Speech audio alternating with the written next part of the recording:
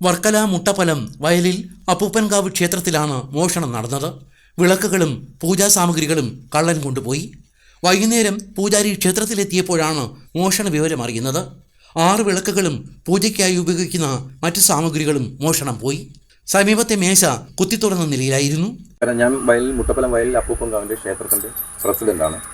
ഇന്നലെ രാവിലെ 10 മണി മുതൽ 4:30 വരെയുള്ള ടൈമിൻ്റെ ഇടയിലാണ് ഈ സാധനങ്ങൾ ഇവിടുന്ന് കാണാതെ പോയത്.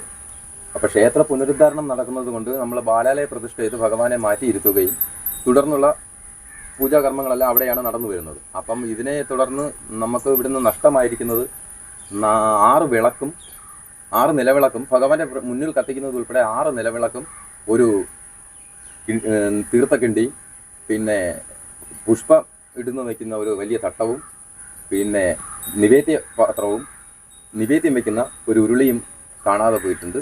പിന്നെ കൂടാതെ മേശകളെല്ലാം വലിച്ചു തുറന്നിട്ടിരുന്നു. അതെന്താണ് ഏതാണെന്നൊന്നും അറിയാൻ വയ്യ. അതിനകത്ത് വലിയ വിലപിടിപ്പുള്ള സാധനങ്ങളൊന്നും ഇല്ലായിരുന്നു. 1-2 കർപ്പൂര തട്ടം ഉണ്ടായിരുന്നു, അതും കാണാതെ പോയി.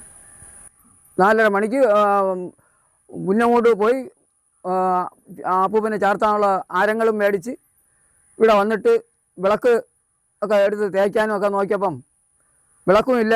ഉരുളി, അതിൻ്റെ തട്ടങ്ങൾ, മറ്റേ കണ്ടി, ഇങ്ങനെയുള്ള ഒരു സാധനങ്ങളും മൊത്തം 6 വിളക്ക്, 6 വിളക്കും, കറുപ്പ് മേടിക്കുന്ന തട്ടം, പിന്നെ പൂ മേടിക്കാൻ എടുക്കുന്ന ഒരു വലിയ തട്ടം ഉണ്ടായിരുന്നു. അത് ഇത്രയും സാധനങ്ങളാണ് ഇവിടെ കാണാതെ.